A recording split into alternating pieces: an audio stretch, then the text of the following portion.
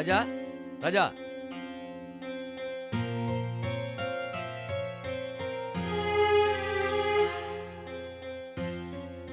சொல்லுங்க சார். பாப்பா, யாரோ உங்களை பார்க்க வந்திருக்காரு. யாரு? அவர் உங்க ரிலேஷனா ஸ்ரீகாந்த்னு சொன்னாரு. எனக்கு யாரையும் பார்க்க விருப்பம் இல்லை சார்.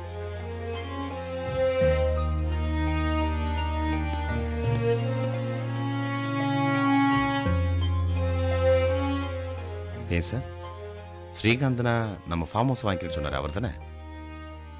ஆமா. அவர் உங்க ரிலேஷன் தானே, அப்புறம் ஏன் பார்க்க விருப்பம் இல்லைன்னு சொன்னீங்க?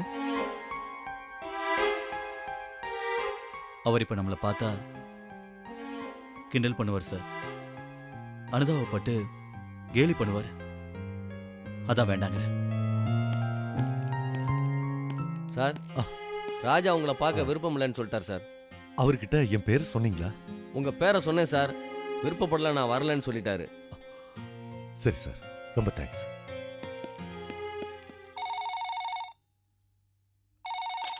ஹலோ ஹலோ, யார் பேசுறது? நான் சீனிவாசன் பேசுகிறேன். டேய் சீனு, நேற்று நானும் உங்கள் அம்மாவும் ஜோசியர் வீட்டுக்கு போய் உன் நிச்சயதார்த்தத்துக்கு நாள் குடிச்சிட்டு வந்தாச்சுடா. அப்படியாப்பா? என்ன தேதி, என்ன மாதம், என்ன நேரம், என்ன கிழமை சொல்லுங்கப்பா. எதுக்குடா இத்தனை கேள்வி? உங்ககிட்ட சொல்லாமலா நிச்சயம் பண்ணுவோம்? விஷயத்துக்கு வந்து தொலைங்களேன். வர்ற புரட்டாசி மாதம் 2வது புதன்கிழமை வச்சுக்கலான்னு முடிவு பண்ணியிருக்கோம். அப்பா, அதுக்கு முன்னாடி வேற எந்த தேதியும் இல்லையாப்பா? எதுக்கும் ஒரு நல்ல நேரம் வரணும். எல்லாம் ஜோசியர்கிட்ட பேசி தான் முடிவு பண்ணியிருக்கோம். உன் அவசரத்துக்கு ஒன்றும் ஆகாதுடா. சரி, நீங்க எப்போ புறப்பட்டு வரீங்க? நானும் உங்கள் அம்மாவும் 2 நாளைக்கு முன்னாடியே வரோம். என்ன? சரிப்பா. ஏய், அப்புறம் உன் மாமா பார்த்தசாரதி வந்தானா? வரலப்பா. அவன் வந்தா உள்ளே சேர்க்காத. ஆமா, அவனை தேடி யாராவது வந்தாங்களா? அப்பா, அவரே வரலங்கிறேன். அவரை தேடிட்டு யாராவது வந்தாங்களான்னு கேட்குறீங்களேப்பா? அப்பா, அவரை சேர்த்து வச்சுக்கிறதுக்கு நான் என்ன பார்ட்னர்ஷிப் கம்பெனியை நடத்திக்கிட்டு இருக்கேன். என் வாழ்க்கையில நான் சேர்த்துக்கிறேன்னா அது ஒன்லி சௌந்தர்யா தான்ப்பா. அதுக்காக சொல்லலடா, உன் நல்லதுக்காக தான் சொல்றேன். அப்ப நான் வச்சட்டுமா? புரட்டாசி மாசம் 2வது புதன்கிழமை. புரட்டாசி மாசம் 2வது புதன்கிழமை. புரட்டாசி மாசம் 2வது புதன்கிழமை. டேய் சீனு, இந்த விஷயத்த ஓடி போய் சௌந்தர்யா கிட்ட சொன்னீனா அவ எவ்வளவு சந்தோஷப்படுவா. டேய் சீனு, சீரப்பா, இந்த விஷயத்த உடனே போய் சௌந்தர்யா கிட்ட சொல்லு. போடா போ, இன்னும் ஏன்டா இங்க நின்னுட்டு இருக்க? போடா மடையா போ. சௌந்தர்யா, ஐ அம் கமிங்.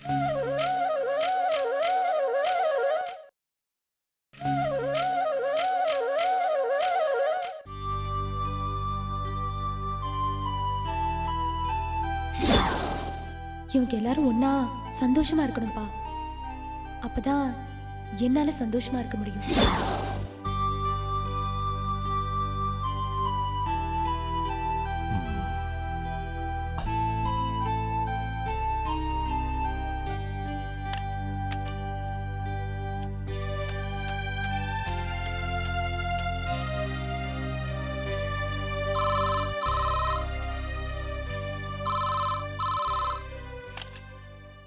ஹலோ. சம்பந்தியம்மா, நான் ஸ்ரீநிதியோட அப்பா பேசுறேன். நமஸ்காரம். நன்னா இருக்கேளா? நல்லா இருக்கேம்மா. ஸ்ரீநிதியோட பேசணுமா? அவ ஆபீஸ் கிளம்பி போயிட்டாளே. நான் ஸ்ரீநிதியோட பேச ஃபோன் பண்ணலாமா? சம்மந்தி கிட்ட கொஞ்சம் பேசணும். சித்தருங்க கூப்பிடுறேன். ஏன்னா இப்படி வாங்கோ. என்னடி? ஸ்ரீநிதியோட அப்பா உங்களண்ட பேசணுமா? சொல்லுங்க சம்பந்தி, நன்னா இருக்கலா? நல்லா இருக்கேன். அப்புறம் நான் உங்ககிட்ட கொஞ்சம் தனியா பேசணுமே, என் வீட்டுக்கு வர முடியுமா? அப்படியா? சரி, நீங்க எப்போ ஃப்ரீயா இருக்கீங்கன்னு சொல்லுங்க, அப்ப நான் வரேன். ஈவினிங் 4 to 5 o'clock மீட் பண்ணலாமா? ஓகே. என்னன்னா? சம்பந்தி ஏதோ பேசணுமா, ஆத்துக்கு வர சொல்றார். என்ன விஷயம்? தெரியலையே, போனா தானே தெரியும்.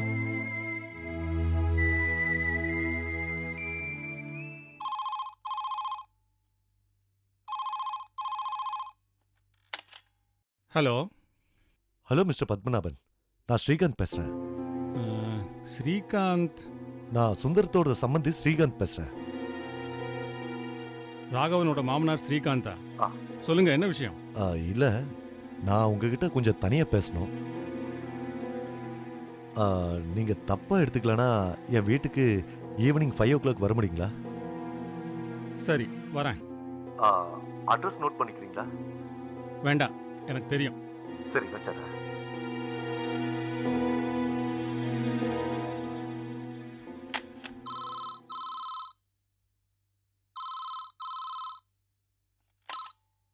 ஹலோ. ஆர்த்தியோட அப்பா தானே பேசுறீங்க? ஆமா, நீங்க யாரு? நான் ஸ்ரீநிதியோட அப்பா ஸ்ரீகாந்த் பேசுறேங்க. எப்படி இருக்கீங்க? ஏதோ இருக்கேன் சார். நல்லா இருக்கேன்னு சொல்லக்கூட முடியல பாத்தீங்களா? உங்க நிலைமை எனக்கு புரியுது சார்.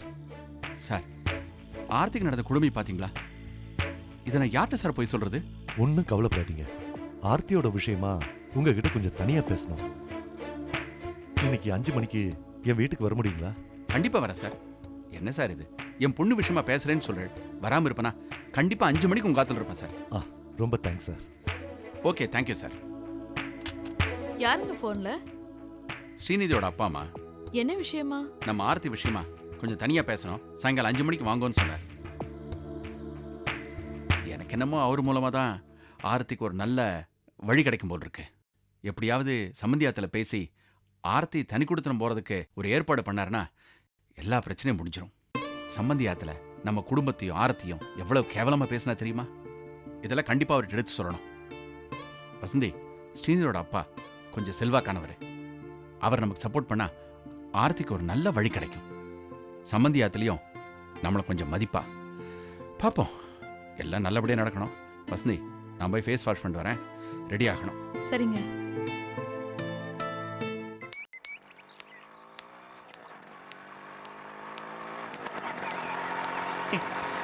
Soundarya, good evening. என்ன குட் ஈவினிங்? நான் என்ன உங்க பாஸா குட் ஈவினிங் சொல்றதுக்கு? நீங்களும் ஒரு விதத்தில் எனக்கு பாஸ் தான். நாளைக்கே நமக்கு கல்யாணம் ஆயிடுச்சுன்னா நீங்க தானே வீட்டுக்கு எஜமானி. உங்க காலடியில் இருக்கிற அந்த மண்ணை எடுத்து விபூதியா நினைச்சு என் நெத்தியில பட்டையா வச்சுப்பேங்க. ஐயோ, அசடு வழியுது. இப்போ எதுக்கு இங்க வந்தீங்க? உங்ககிட்ட ஒரு இம்பார்ட்டன்ட் மேட்டர் சொல்லணும், அதுக்காக தான் வந்தேன். என்ன சௌந்தர்யா நடந்து போய்கிட்டு இருக்கீங்க? வாங்க உட்காருங்க. என்கிட்ட 2 வீலர் இருக்கு, உங்க வீட்டில் டிராப் பண்ணிடுறேன். ஐயோ வேண்டாம், நான் நடந்தே போய்க்கிறேன். உங்க வேலையை பார்த்துட்டு நீங்க போங்க. என்ன சௌந்தர்யா, எப்ப பார்த்தாலும் கோச்சுக்கிறீங்க? இது பாருங்க. ஐயோ, என்ன காப்பாத்தாண்டவா. இது பாருங்க சீனு, உங்களோட கல்யாணத்துக்கு முன்னாடி நான் மோட்டர் பைக்ல வந்தா பாக்குறவங்க தப்பா எடுத்துப்பாங்க. நான் நடந்து போய்க்கிறேன்னு. என்னங்க, யாரோ தப்பா நினைச்சா என்னங்க செய்யறது? நான் உங்களை கட்டிக்க போறேன் மாப்பிள்ள. நிச்சயதார்த்தத்துக்கு 4 நேரம்லாம் குறிச்சாச்சு தெரியுமா? தெரியாது, ஆளை விடுங்க. இந்த விஷயத்த உங்ககிட்ட சொல்லிட்டு போலான்னு தான் வந்தேன். நான் சொல்லிட்டு தான் போவேன். இதை பாருங்க, புரட்டாசி மாசம் 2வது புதன்கிழமை நிச்சயதார்த்தம், ஐப்பசியில கல்யாணம். இந்த விஷயத்த உங்க அம்மா கிட்டையும் சொல்லிட்டு போலான்னு தான் வந்தேன். வழியிலேயே உங்களை பார்த்துட்டேன். உங்களை பைக்ல உட்கார வச்சு அப்படியே ஜாலியா உங்க அம்மா கிட்ட போய் சொல்லிட்டு வந்துடலாம். வாங்க ப்ளீஸ். வேண்டாம், இந்த விஷயத்தை நானே எங்க அம்மா கிட்ட சொல்லிக்கிறேன். இனிமே இந்த ரோட்ல பார்த்து பேசுற வேலையை இதோட நிறுத்திக்கோங்க, புரியுதா? என்ன சௌந்தர்யா, ஏன் இப்படி பண்றீங்க? நான் எப்ப வந்தாலும் ஏன் இப்படி கோச்சுக்கிட்டே இருக்கீங்க? எங்க கட்டிக்க போற மாப்பிள்ளை கிட்ட இப்படியா பேசுறது? என்னங்க நீங்க போங்க, மூடையை அப்செட் பண்ணிட்டீங்க. உங்களை பத்தி நான் என்னென்ன கனவெல்லாம் காண்றேன் தெரியுமா? நம்ம 2 பேருக்கும் கல்யாணம் நடந்து ஃபர்ஸ்ட் நைட் வருது. அந்த ஃபர்ஸ்ட் நைட்ல நீங்க நல்லா தூங்கிடுறீங்க. அடுத்த நாள் காலையில நீங்க எந்திரிச்ச உடனே நைட்டு நீங்க தூங்கிட்டீங்கன்னு சொல்றேன். அதுக்கு நீங்க ரொம்ப வெக்கப்படுறீங்க. அடுத்ததா ஃபர்ஸ்ட் நைட் நடக்கல, ஃபர்ஸ்ட் டே நடந்துச்சு. அதுக்கப்புறம் நம்ம 2 பேருக்கும் 2 குழந்தைங்க. அதுல ஒரு குழந்தையோட ஜாடை உங்களுக்கு, இன்னொரு குழந்தையோட ஜாடை என்னது. அப்படியே புது புது படத்தோட பாட்டெல்லாம் நமக்கு ஞாபகம் வருது. நம்ம டொயிட்லாம் பாடி ரொம்ப சந்தோஷமா இருக்கோம் தெரியுமா? என்னது, நியூ படத்துல வர்ற சூர்யா மாதிரி 20லேருந்து 60 ஆயிட்ட? சௌந்தர்யா, ஏமா இப்படி ஆயிட்ட? அவ அப்பவே போயாச்சு கிளம்பி. நீ இப்படி நடு ரோட்ல நின்னு புலம்பிக்கிட்டு இருந்தா கீழ்பாக்கத்துல இருந்து லாரி வந்து உன்னை கூட்டிட்டு போயிடும். கீழ்பாக்கத்துல இருந்து லாரியா?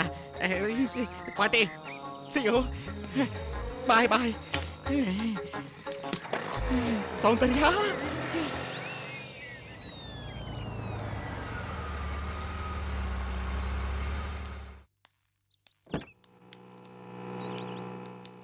சார், இந்த ஏரியாவில் ஜெயராமன் ஒரு லேண்ட் புரோக்கர் இருக்கிறதா சொன்னாங்களே. நான் தான் ஜெயராமன். என்ன விஷயமா வந்திருக்கீங்க? ஏதாவது லேண்ட் பார்க்கணுமா? உங்ககிட்ட இருந்து ஒரு உதவி வேணும். உதவின்னா? உங்களுக்கு கண்ணப்பன் பார்த்தசாரதி தெரியுமா? கண்ணப்பன் பார்த்தசாரதி? அதான் சார், உங்ககிட்ட ஃபார்ம் ஹவுஸ் வாங்க வந்தாங்களே அவங்க. ஓ, அந்த ஆளுங்களா? தெரியும் சார்.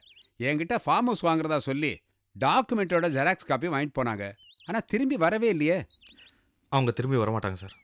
ஏன்னா உங்கள் ஃபார்ம் ஹவுஸ் வாங்குற ஐடியா அவங்களுக்கு இல்லை. அப்போ என்கிட்ட 10,000 ரூபாயும் கொடுத்து ஜெராக்ஸ் காப்பி ஏன் சார் வாங்கிட்டு போனாங்க? அந்த விஷயமா தான் சார் உங்களை பார்க்க வந்தேன். நீங்கள் கொடுத்த ஜெராக்ஸ் காப்பியை வச்சு ஒரிஜினல் மாதிரியே ஒரு ஃபோர்ஜரி காப்பியை ரெடி பண்ணியிருக்காங்க. அதை வச்சு என் மாப்பிள்ளையும் ராமச்சந்திரன்ங்கிற இன்னொரு புரோக்கரையும் போலீஸில் மாட்டி விட்டுருக்காங்க. இப்போ அவங்க 2 பேரும் போலீஸ் கஸ்டடியில் தான் சார் இருக்காங்க. சார், என்ன சார் சொல்கிறீங்க? ஆமாம் சார், உங்களை யூஸ் பண்ணி இந்த மாதிரி கிரிமினல் வேலை பண்ணியிருக்காங்க. கண்ணப்பன் தான் இந்த ஃபோர்ஜரியை பண்ணதுங்கிறத நிரூபிச்சாதான் என் மாப்பிள்ளையை வெளியே எடுக்க முடியும். தயவுசெய்து கோர்ட்டுக்கு வந்து கண்ணப்பனுக்கு அந்த டாக்குமெண்ட்ஸ் கொடுத்த விஷயத்த சொல்லணும். என்ன சார் கோர்ட்டு கேஸுன்னுக்கிட்டு, இது எனக்கு தேவையில்லாத விஷயம்.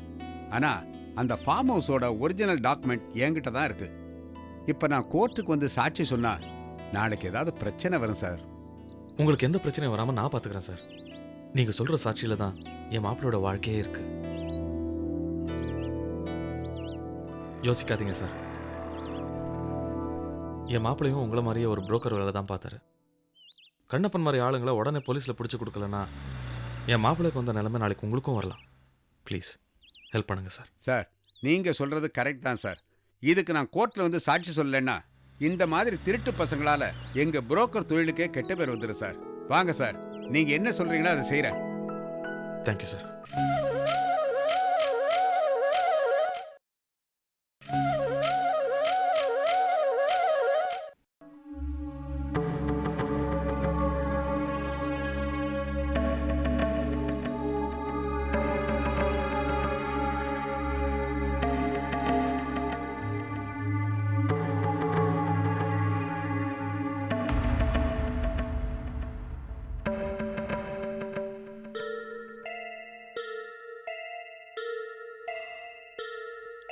நமஸ்காரம். வாங்க. நமஸ்காரம் சார். சாரி, கொஞ்சம் லேட் ஆயிடுச்சு. நான் லேட்டா வந்ததுக்கும் ஒரு காரணம் இருக்கு. ஏன்னா நீங்க 3 பேரும் என் வீட்டுக்கு வந்து 1/2 மணி நேரமா எனக்காக காத்துட்டு இருக்கீங்க. ஆனா நீங்க 3 பேரும் ஒருத்தருக்கு ஒருத்தர் பேசிக்கவே இல்லை. சோ உங்களுக்குள்ள ஏதோ பிரச்சனை இருக்குன்னு தெரியுது. நாம எல்லாருமே பொண்ணு கொடுத்த வகையில சம்பந்திக்க. அதனால நம்ம குடும்ப பிரச்சனைய நாம தான் சால்வ் பண்ணிக்கணும். நான் முதல்ல மிஸ்டர் பத்மநாபன் கிட்ட கேட்கிறேன். மிஸ்டர் பத்மநாபன், உங்க பிரச்சனை என்னன்னு சொல்லுங்க. சார், என் பையன் ராஜா இப்போ எங்க இருக்கான்னு உங்களுக்கு எல்லாருக்குமே நல்லா தெரியும். பெரிய இடத்துல சம்பந்தம் பண்றது எவ்வளவு பெரிய தப்புன்னு எனக்கு இப்பதான் தெரியுது. எல்லாம் பணம் சார், பணம். இவங்க பணக்கார விளையாட்டுல என் பையன் இன்னைக்கு அனாவசியமா மாட்டிட்டு கம்பி எண்ணிட்டு இருக்கான். சார், உங்க கோவம் யார் மேலன்னு எனக்கு புரியல சார். நான் வேற யார சொல்லுவேன்? இதோ உட்கார்ந்துருக்காரே பெரிய மனுஷன், இவர் தான் எல்லா பிரச்சனைக்கும் ஆதி மூலம். இவரால தான் என் பையன் இன்னைக்கு அவஸ்தைப்பட்டு இருக்கான். இப்படி அவாண்டமா பழி சுமத்துறது நல்லதில்ல சம்பந்தி. ஏதோ சந்தர்ப்பம் சூழ்நிலை எனக்கு பாதகமா இருக்கு. அதுக்காக எல்லாத்துக்குமே நான் தான் காரணம்னு முடிவு பண்ணாதுங்க சார். பிரச்சனை அவ 2 பேருக்குள்ள. ஆனா பாதிக்கப்பட்டது யார் தெரியுமா சார்? என் பொண்ணு சார். கையில பெட்டி கொடுத்து அவளை ஆத்துக்கு அமிச்சிட்டார் சார். இதெல்லாம் எந்த வகையில் நியாயம் சார்? கேளுங்க சார் அவரை. இதையே தான் சார் நானும் சொல்றேன். என் பையன் ராஜா எந்தவித தப்பும் பண்ணல. யார் கூடயும் எந்த விரோதமும் அவனுக்கு கிடையாது. புரோக்கர் தொழில கேவலம்னு சொல்லி இவரோட பொண்ணு என் பையனோட சண்டை போட்டுட்டு அவ ஆத்துக்கு கிளம்பி போயிட்டா. இவரோட பையன் கொஸ்டின் பேப்பர் வித்ததுனால என் பையனோட வேலையும் போயிடுது. இப்போ இவருக்கு தெரிஞ்ச யாரோ 2 பேர் வழி தைக்கிறதுக்காக ஃபோர்ஜரி பண்ணிட்டு அப்பாவியான என் பையனை கிரிமினல் கேஸ்ல மாட்டி விட்டுட்டா. இதுக்கெல்லாம் இவர் என்ன பதில் சொல்ல போறாரு கேளுங்க. சார், நீங்க 2 பேரும் கோவப்படுறத நிறுத்துங்க. கோவப்படுறதுனால பிரச்சனை அதிகமாகுமே தவிர குறையாது. சார், என்ன சார் இது? எங்களை போய் கோவப்படுறேன்னு சொல்ற? பிரச்சனை எங்க சார் ஆரம்பிச்சது? அவர் வீட்டுல சார். தப்பு பண்ணது அவர். பாதிக்கப்பட்டவ தான் சார் நாங்க. நீங்க அவர் கேட்கறத விட்டுட்டு எங்களை சமாதானப்படுத்த பாக்குறீங்களே சார். சம்பந்தி, இவாள மாதிரி எனக்கு கோவமா பேச வராது. ஆனா அதே சமயத்துல பிரச்சனை தெரிஞ்சுக்காத முட்டாளும் இல்லை நான். மாப்பிள்ளை ஜெயிலுக்கு போனதுலேருந்து நான் என் குடும்பமும் இவ்வளவு நிம்மதி எடுத்து தவிச்சுட்டு இருக்கோம் தெரியுமா? ஓஹோ, அப்படின்னா நாங்க நிம்மதியா இருக்கோமா? பாருங்க சார், என்ன பேசுறாருன்னு பாருங்க. என்ன நீங்க சம்பந்தி, நான் சொல்றத முழுசா கேட்டு அப்புறம் பேச சொல்லுங்க. சார், நீங்க கொஞ்சம் அமைதியா இருங்க. சம்பந்தி, நீங்க சொல்லுங்க. இந்த பாருங்க, கோதை எனக்கு எவ்வளவு முக்கியமோ அந்த அளவுக்கு மாப்பிள்ளையும் முக்கியம்தான். மாப்பிள்ளைக்கு ஒரு கேவலம்னா அது எனக்கு தானே. ஒன்று சொல்றேன் கேட்டுக்குங்க. நான் என் குடும்பத்தை சேர்ந்தவாளும் என்னைக்கு மாப்பிள்ளையை கொண்டு போலீஸ்ல மாட்டி வைக்கணும்னு நினைச்சதும் கிடையாது. அதுக்கு எனக்கு அவசியமும் இல்லை. அப்படின்னா ராஜா தான் இந்த ஃபோர்ஜரி பண்ணிருப்பான்னு சொல்றாரா? சும்மா சொன்னதையும் சொல்லிட்டு இருக்காருங்க. என் மாப்பிள்ளை எவ்வளவு நல்லவர்னு எனக்கு நன்னா தெரியும். என் பேரை களங்கப்படுத்தணும்ட்டும் என் குடும்பத்தை கேவலப்படுத்தி பழிவாங்கணும்ட்டு யாரோ திட்டம் போட்டு இந்த காரியத்தை செஞ்சிருக்கா. அதுக்காக ஒரு பாவம் அறியாது என் பொண்ணு கோதைய இவ பழி வாங்குற எந்த விதத்துல நியாயம்? அதை கேளுங்கோ. இவ்வளவு தூரம் உண்மையை ஒத்துண்டேல. என் பையன் இன்னைக்கு உள்ள இருக்கிறதுக்கு இவ குடும்ப பகை தான் சார் காரணம். என் பையன் எதுக்காக தண்டனை அனுபவிக்கணும்? என் பையனை பிரிஞ்சு நாங்க எதுக்காக வேதனைப்படணும்? சார், அவர் தான் சொல்றாரு, உங்க பையனை அவர் எதுக்காக பழி வாங்கணும்? எனக்கு என்னமோ அவர் பேசுறதெல்லாம் நியாயம் இருக்குன்னு தோணுது. சார், உங்க பொண்ணை அவர் பையனுக்கு கல்யாணம் பண்ணி கொடுத்துருக்க, அதை ஞாபகம் வச்சுன்னு பேசுங்க. இன்னைக்கு எங்க நிலைமை, நாளைக்கு உங்களுக்கு வரலாம்.